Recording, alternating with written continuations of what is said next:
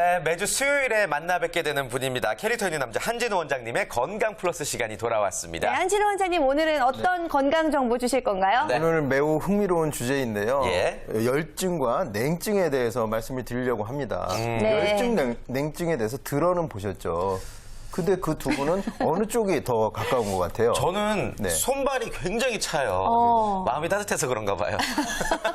주변 유치하게 사람들 이러실 그렇게 거예요. 열받게 하면서 소희 씨는요? 저도 네. 손발이 굉장히 찬 편인데 특히 저는 밤에 제 발이 너무 차가워서 이쪽 발이 제 다리에 닿는 순간 깜짝 놀랄 때가 있어요.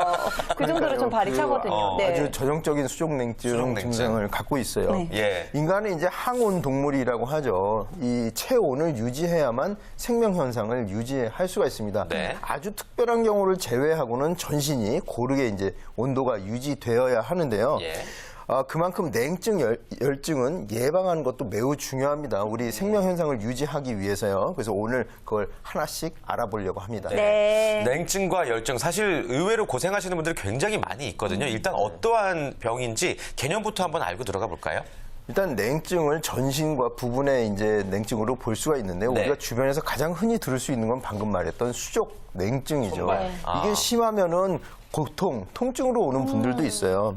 손발이 찬 증상만을 가지고 다른 건강 정보를 유추해 볼 수 있는 어떤 증거도 됩니다. 특히 여성의 경우 손발이 차다고 하면 부인과 질환이 있을 수 있는 가능성이 있고 또 소화가 덜 될 수 있는 이런 건강 정보를 유추할 수 있는 어떤 방법도 되죠. 네. 반대로 열증이라는 것은 네. 정상 체온보다 더 높을 때를 얘기하는데요.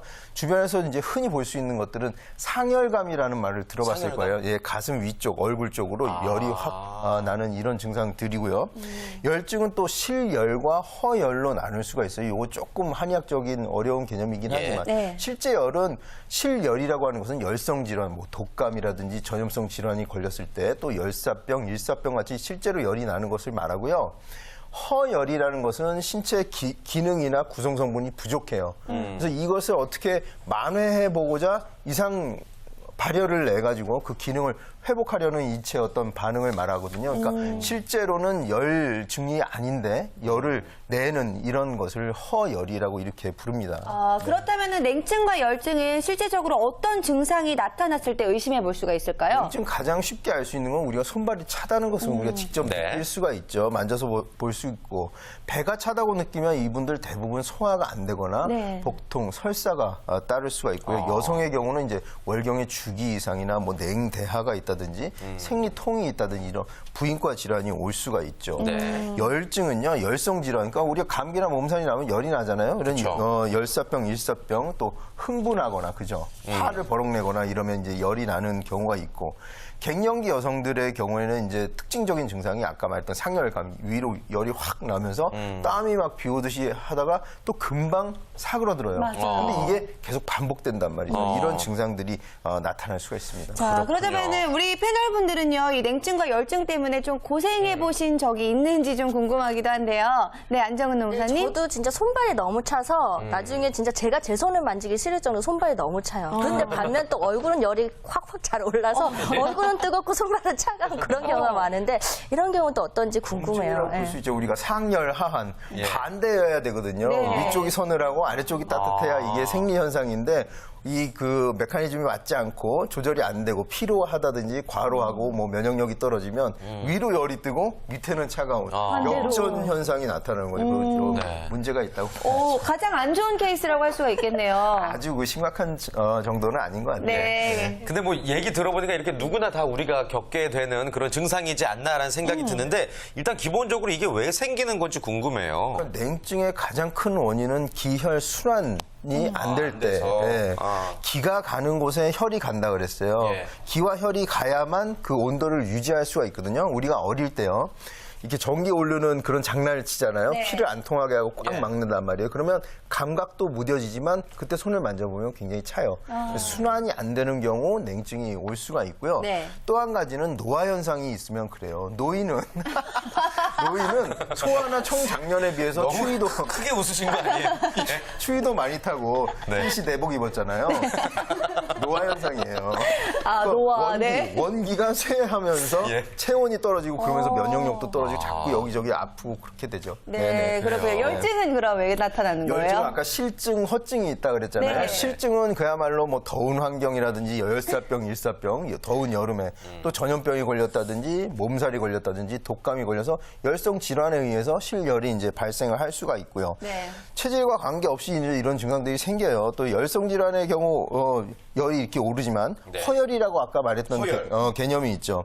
신체 구성 성분이 부족하고 또 이상 과열 현상이라고 했잖아요. 열을 올림으로써 어떤 조건을 맞추기 위한 그 이상인데요. 네. 음액, 혈액이나 음액이 부족하기 때문에 열이 뜨는 것을 허열이라고 할 수 있죠. 와, 이야기를 듣다 보니까 분명히 이유가 있기 때문에 몸에 안 좋은 신호로 또 나타나는 게 이 냉증과 열증이라고 할 수가 있을 것 같은데요. 자, 그렇다면은 어떤 사람에게 또 잘 나타나는지도 궁금해요. 우리가 체질이라고 하면 뭐 이렇게 딱 박혀 있는 것처럼 보이지만은 그런 분들이 있어요. 특히나 누구보다도 더위를 많이 타고 제가 그런데 땀을 뻘뻘 흘리고 예. 매운 음식 먹기 힘들어하고 네. 이런 분들은 브랜나루가 다 뜨고 막 툭하면. 그렇죠.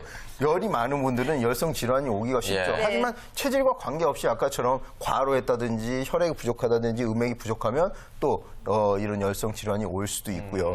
냉증은 평소에 그 손발 찬 분들 이런 분들 대부분 찬 음식 먹으면 배 아파요. 맞아요. 설사하고 불편하단 말이죠. 이 소화기관이 안 좋은 사람들이 이제 냉증이 오기가 쉽죠. 하지만 순환 부전은 또 체질과 관계없이 열 체질인 사람도 순환이 안 되고 뭔가 문제가 생기면 손발이 찰 수가 있죠. 네. 그리고 또 요즘 갑자기 날씨가 추워졌잖아요. 계절의 변화에 의해서도 이 냉증과 열증 증상이 나타날까요? 우리가 지금 실내 온도가 조절이 많이 되는 편이지만 예. 그래도 인체는 그 기온의 영향을 많이 받습니다. 수족냉증이 여름엔 조금 덜하다가도 네.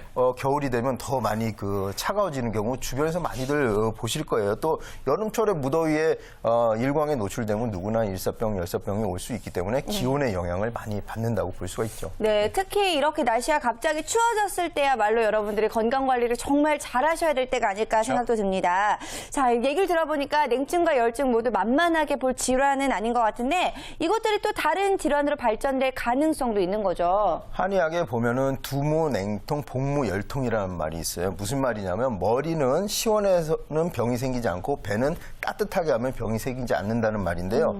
이 대뇌 피질이 지질로 형성되어 있기 때문에 열성 질환에 굉장히 약합니다. 우리 소아, 어린아이들 열이 나면 경련도 하고 열성 혼수가 올 수도 있어요. 아주 심각한 증상이죠. 열성 혼수요. 그렇죠. 정신을 잃어버려요. 또 복부는 항상 따뜻해야 된다고, 배는 따뜻하게 해야 된다고 그러잖아요. 복부에 냉증이 있으면 소화 불량은 뭐 기본입니다. 그다음에 예. 복통, 설사, 그 통증이 따르게 되죠. 소화기 질환 외에도 이제 여성의 경우는 아까 생리불순이라든지 생리통, 불임, 난임 이런 부인과 질환이 올 수 있죠. 냉대하도 마찬가지. 그래서 손발을 따뜻하게 해야 된다는 얘기가 있는 여자 건가요? 손발이 차가우면 자궁이 냉하다고 보고요. 예. 우리가 냉대하라는 그 질병명이 있는데 그 냉자가 찰 냉자예요. 자궁이 차면 그 부인과에 문제가 생긴다 이런 의미가 될 수가 있죠. 그리고 수족 냉증이 그냥 차가운 것에서 그치는 게 아니라 절이다가 나중에는 통증이 있는 분들도 있어요. 레이노드 씨 증후군이라는 병명이 있는데 맞아요. 찬물이 닿으면 손 색깔이 보라색이나 파란색으로 변하면서 굉장히 아픈 이런 냉증 증상도 생길 수가 있죠. 그렇군요. 네. 아까 안정훈 노무사님도 이제 냉증과 열증을 동반할 때가 있다고 말씀하셨는데 차 대표님 같은 경우 어떠세요? 스케줄도 굉장히 좀 많이 바쁘시고 하실 텐데. 네, 같은 병입니다. 아, 네. 머리는 열이 막 화끈화끈 나서 어쩔 예. 때는 막 입에서 후 김을 뿜어낼 정도로 열이 나고요. 몸은 정말 시리다. 예. 그럴 정도의 그 아래가 좀 찬 것 같습니다. 맞아요. 알고 싶습니다. 네. 아니 일단 치료법을 그렇다면 좀 들어봐야 될 것 같은데 네. 먼저 식습관을 통해서도 우리가 어떤 부분을 치료할 수 있는지 이야기 들어보고 싶습니다. 먼저 뭐 의료기관을 찾기 전에 우리 생활 주변에서 찾을 수 있다면 지난주에 차 얘기를 했었는데요. 차, 예. 귤차를 마시면 순환을 촉진시킵니다. 이기야 그래서 기를 돌려주거든요. 예. 기가 가는 곳에 혈이 가면 체온이 올라가게 되고요. 정말로 따뜻한 성질의 차들이 있어요. 계피차나 생강차는 중초, 뱃속을 따뜻하게 하니까 소화 개선에도 도움이 되고요. 네. 쑥이나 마늘 같은 것들도 음식으로 해서 드시면은 뱃속이 따뜻해지는 그 효능을 볼 수가 있습니다. 열증의 경우에는 매운 음식을 조금 피하는 것이 또 방법이 되고요. 수분 섭취를 많이 하는 것도 열증을 내리는 어떤 그 좋은 방법이 됩니다. 구기자나 산수유 같은 것들이 그 콩팥, 우리 신의 숙이 몸에 물 성분을 보충해주는 효능이 있으니까 이것이 열증을 좀 저해할 수가 있죠. 저 개인적으로 좀 물어보고 네. 싶은 게 있는데 제가 아까 몸이 좀 차갑다고 말씀을 드렸는데 그럴 때 배를 좀 따뜻하게 해야 된다고 말씀을 해주셨잖아요. 근데 수영같이 이 찬물에 들어가는 운동은 그러면 배를 차갑게 하는 걸까요? 조금 그런 영향이 있다고 저는 생각해요. 그 물의 온도뿐만이 아니라 물이라는 수라는 수기 자체가 찬성질이기 때문에 그걸로 인해서 조금 문제가 되는 경우를 본 적이 있어요. 왜 관절염이 있는 노인분들이 관절에 무리가 없다고 겨울철에 수영을 하면서 조금 증상이 악화되는 경우를 차가워서, 볼 네. 수가 있거든요. 아무리 그 물의 온도를 높여놨다고 하더라도 체온보다는 낮은 편이죠. 네. 그래서 제가 수영이라는 운동을 반대하는 건 아니지만 네. 그런 영향은 있을 거라고 저는 그렇게 추정을 하고 있어요. 그렇군요. 네. 자, 그렇다면은 평소에 생활 속에서 지킬 수 있는 냉증과 열증의 예방법도 알려주시면 좋겠어요. 냉증의 경우는 몸을 많이 움직이는 것이 좋습니다. 정체되어 있으면 기와 혈이 순환이 안 될 거 아니에요. 그래서 움직이라는 것은 항상 규칙적으로 운동하는 습관이 가장 좋습니다. 또 한 가지 그 운동의 효과는요.